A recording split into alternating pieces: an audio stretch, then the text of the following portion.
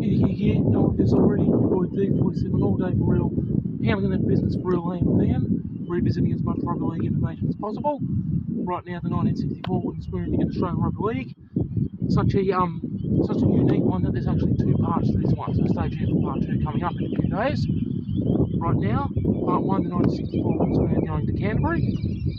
And as always, so you're not missing any essential rugby league information, which this video is crammed full of chock a block, watching this video all the way through to the end, so you're not missing anything crucial. So, we'll start by saying that it was in fact Canterbury who got the 1964 wooden spoon. I have said already that he's got the previous year wooden spoon 1963, and that he's got it again 1965 and 1966, the 2 years after. But in 1964, it was East who finished second last, and they went within one competition point. They went within one tiny little fingernail, little smidgen, of getting the wooden spoon this year, 1964. So they very, very nearly had 4 straight wooden spoons. They just did enough to avoid it, and it was Canterbury who got it in 1964. And despite this wretched season that Canterbury endured, one of their players was performing absolutely phenomenally.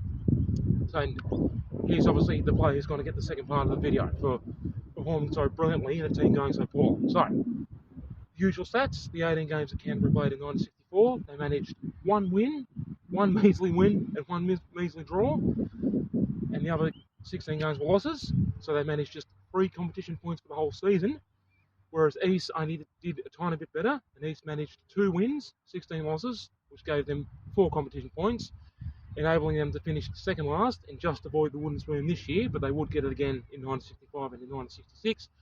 And as I've already said, in 1966, East ended up losing all 18 games, every single game. So stay tuned, because obviously East 1965 and 1966 wooden spoons are coming up very soon, in the next week and a half or 2 weeks. It's got a lot coming up, popping off back on the grind AM PM.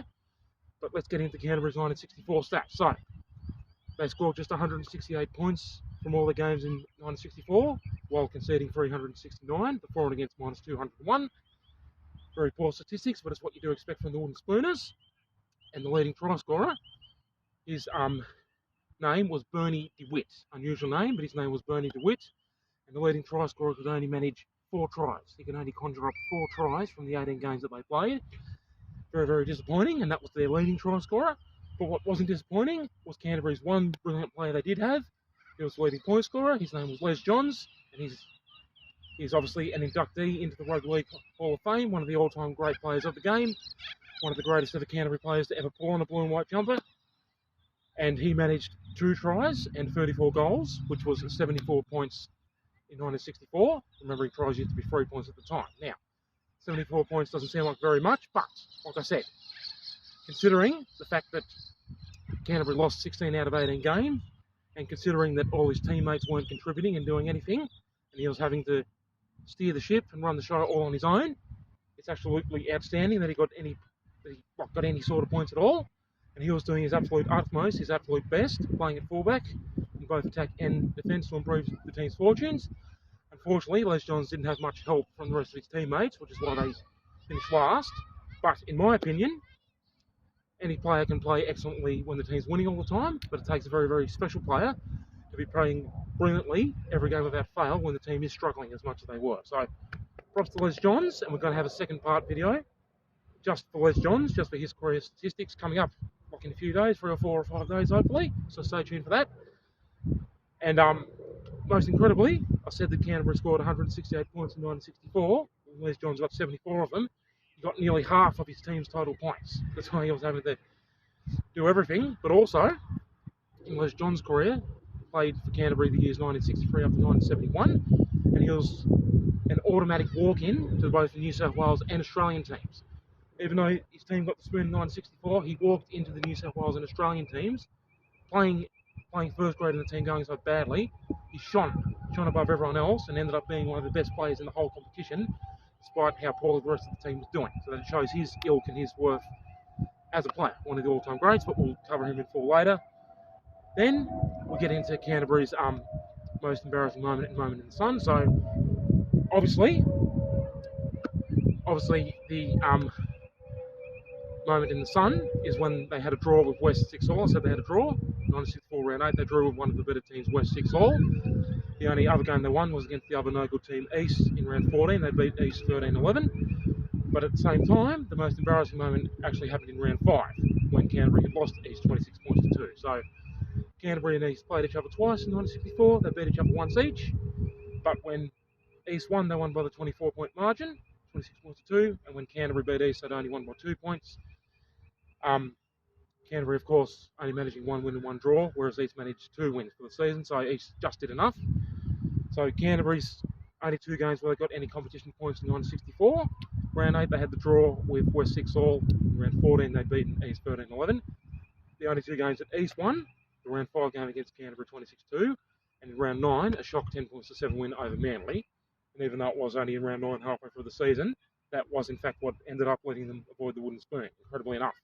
So, that one, like with Les Johns aside, that wooden spoon is like pretty straightforward, not too difficult to divulge sort of thing. But the next one, 1965, it's East getting it again. Oh, that's a pretty straightforward one too. But like I said, in 1966, stay tuned because we're going to do every single score in the season. I don't normally do all the scores by the wooden spoon team in the season, but for 1966 we have to, just because it's so out of this world, the fact that they lost every single game. Remembering, it wasn't 20 years prior, it wasn't until all the way back 1946. That year, South got the wooden spoon and lost every single game, so it wasn't 20 years before that any team had lost every single game in the season. And you can scroll through this wooden spoon playlist to find the 1946 wooden spoon that went to South, losing every game in 1946. And also East losing every game in 1966. It's also been 58 years since then, still. And in 58 whole years, nearly 6 decades since then, no other team has lost every single game in the season. And then, topsy-turvily and ludicrously enough, the next year, 1967, after losing every game in 1966, East actually made the finals in 1967, unbelievably. And then obviously in 1967, a bit more of a preview of what's coming, 2 brand new teams entered the competition in 1967, which we get to look forward to. So we go from a 10-team competition up to a 12-team competition in 1967. And the 2 teams that entered in 1967, they're both still around participating in the comp to this very day.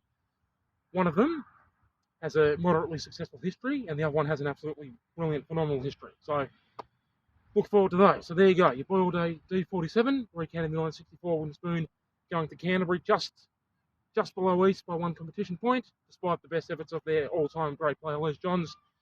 East wooden spoon in 1965 and 1966. Coming up next, your Boyle Day. Thank you so much for watching all the way through to the end, so you didn't miss any crucial rugby league information. Comment below, share with your mates, you know what it is already. Thank you for watching D47. Toodaloo.